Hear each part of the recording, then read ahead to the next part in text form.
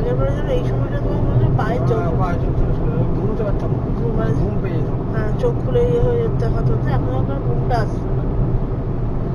ঘুম আসবে আমার ভোরবেলা।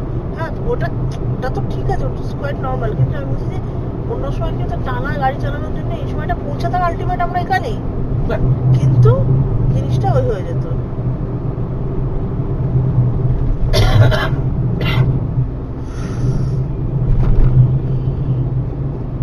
গ্যাসের ওষুধ আছে মা আপনার কাছে?